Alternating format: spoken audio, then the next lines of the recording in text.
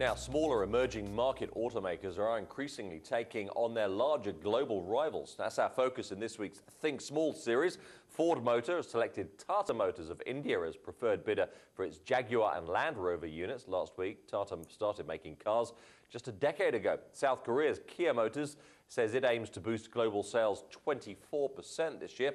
And China Car Times says Chery Automobile will expand its partnership with Italy's Fiat.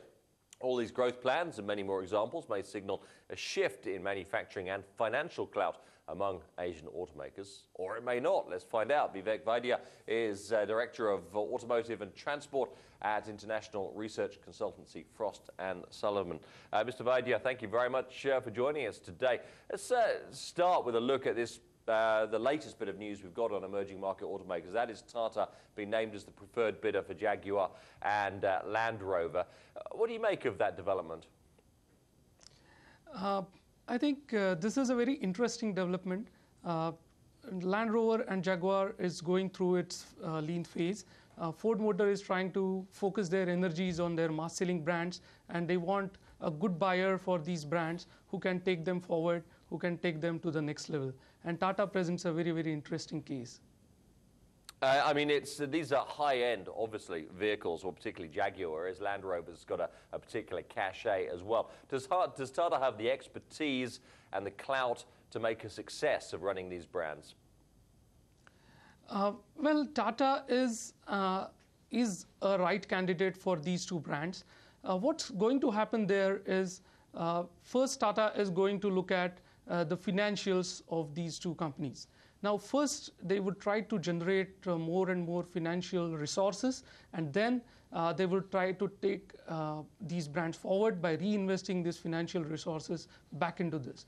Now, whether Tata has the ability to take the brand to the next level will remain to be seen. But first thing, you can be assured that these guys are going to do a lot of cost restructuring and going to generate a lot of financial muscles. That is for sure.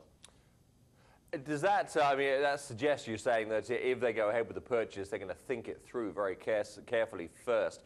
Is that true of all emerging automakers, or are they, to some extent, expanding for expansion's sake? I think they don't have a choice. Every automaker in emerging market now has to get integrated with the global automotive market. They have to get integrated. They don't have a choice. There are no longer the cases where the markets are isolated, they are local, and therefore they can do what they want. Every automaker who believes that they should live through next 50 years has to get integrated in automotive global chain. So each automaker will have to have a global plan. Now, some automakers might get it right, some automakers might get it wrong, but I don't think they have a choice as far as getting integrated in global automotive industry is concerned. Okay, I mean, we've seen emerging market automakers take shares in well-known brands in the past. We're showing pictures of Lotus at the moment. Now, Proton's had a 64% stake in that British car maker since 1996. There's now talk that it may receive an offer from a local investor for its stake. I mean, would you say Proton succeeded or not with Lotus?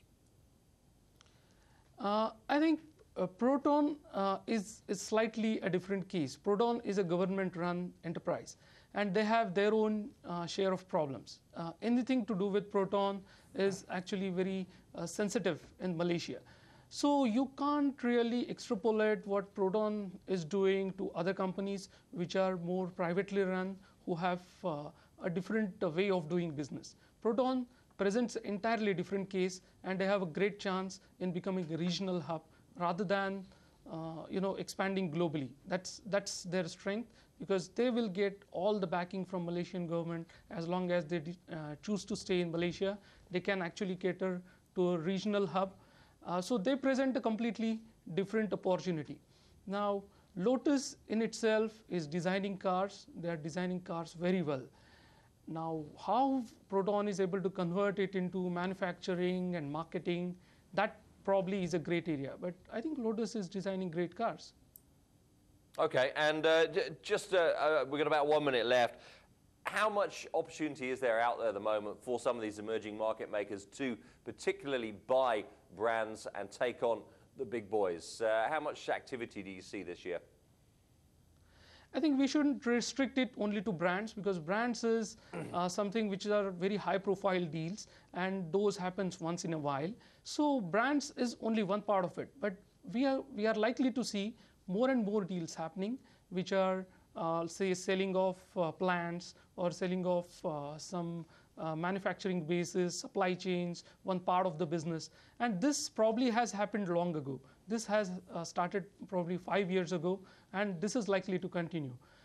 As long as there is a gap between the technology and price, between the emerging market and the developed market, I think this trend is likely to continue.